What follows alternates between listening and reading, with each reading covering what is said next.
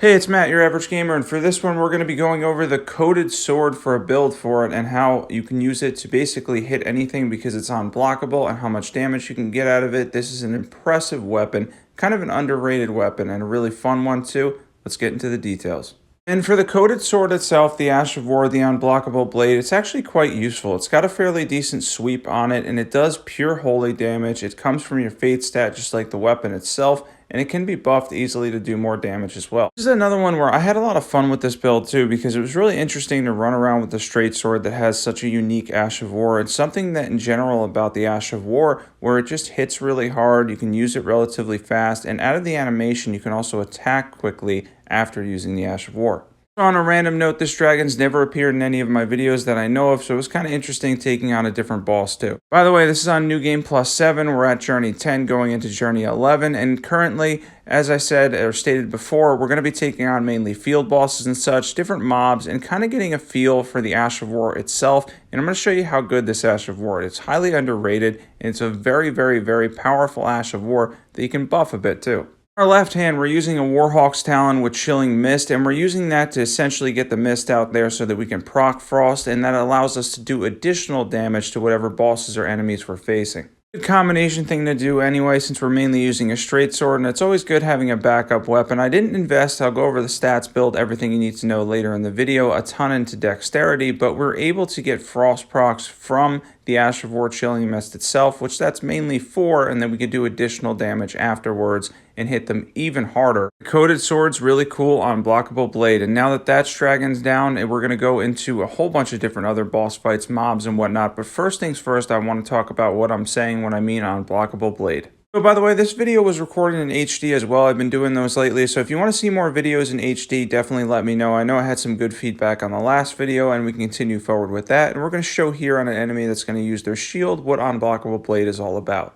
So going up to the enemy here, the regular enemy with the shield, he did block, but it goes right through it. Even the other enemy that had the great shield up, I'm not sure whether he actually had it pulled up or not, but either way, it's going to go right through and hit them for massive damage because it cannot be blocked. And we rate some weapons on different bosses and stuff and things that we face, but we also have to rate weapons on how well they can crush mobs. This is a mob destroying weapon. If you're ever having difficulty with mobs, especially since a lot of them have shields or can block your attacks and whatnot, worry not, because if you're using the coated sword, you're going to go right through, chew through their HP, and kill them in seconds. And this is something that you're going to pull from your fate stat as well. So if you saw my video over the weekend, and I'll attach that video in the description below, it has a whole bunch of different faith builds you can use with the same stats. This would fall in the same category as all of those because it's purely faith based, giving you again a wide variety of what you can do in Elden Ring. As you can see here, what I like to start out with is that Chilling Mist part so we can get that Frost proc on them for a little bit of damage, but mainly because they're going to take increased damage after that Frost is procced, and then afterwards we're going to hit them really hard, and then we get to kill this dragon in a very, very cool way with the posture damage and posture break here. Another thing I like about the coated sword, by the way, is the fact that it's so light. At a weight of just 2.5, you can use almost any armor set. You don't need a ridiculous amount of endurance, and you're going to end up with a medium roll. And if you're somebody that dodges a lot in general, you can definitely run a light roll with a weapon like this.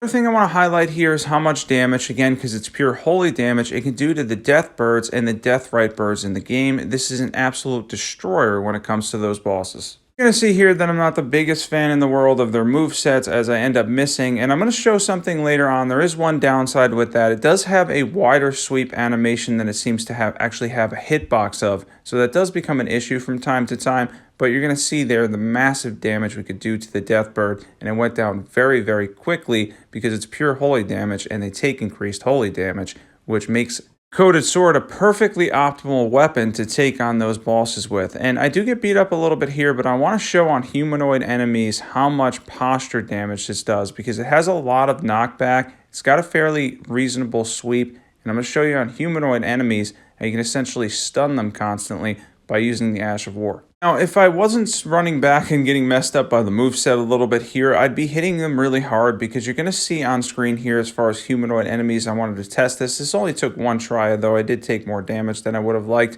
how often you can knock down humanoid enemies by using Unblockable blade. Something that just has a really good amount of knockback when it comes to humanoid enemies, and if you're looking for something to take on some of the NPC invaders in the game, some of the enemies like the Black Knife here, and some regular mobs in general, this weapon is no slouch, and at least in my opinion, one of the better ones in the game. You're going to absolutely crush them with Unblockable Blade, and I'm going to show on the map real quick here where you get the Black Knife, which also has similar stats, and that's in the Altless Plateau. There it is on the map there, and there's another weapon you can use with the same stats and setup because it's Ash of War scales primarily with your Fate stat. It's time to take on a couple enemies and then get into everything you'll need to know. By the way, if you're not on the Discord, definitely be sure to join that. There's over 400 people in there now. And if you're not subbed and you love overpowered PvE builds, be sure to sub to this channel. We're going to be doing constant Elden Ring content. Let's get back to the build. Now, back to this fight here. I want to highlight one thing, as I mentioned before. It's the wide sweep that it has doesn't always line up with hitting. Now, there were a couple just outright misses in this fight,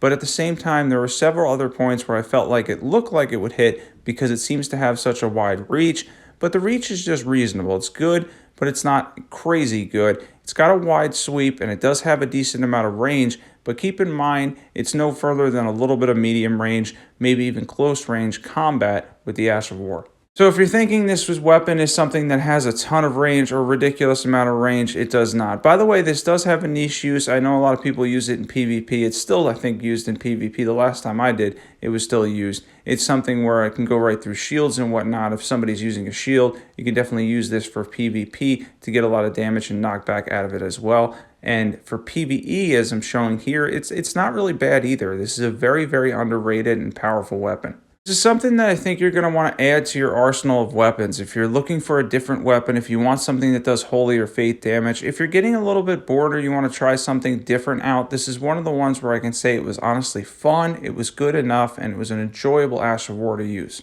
Speaking of that, if you're looking for fun, I suggest trying several different new builds a week. If you're going to stick with Elden Ring, if you're going to hang out until DLC comes out, which could be later this year, you're going to want to definitely try out different builds. So if you're stuck on one build, definitely try out some different ones. Even using simple stuff like this can be a lot of fun in the end. It can give you a little bit of a change up from whatever playthrough you've been doing.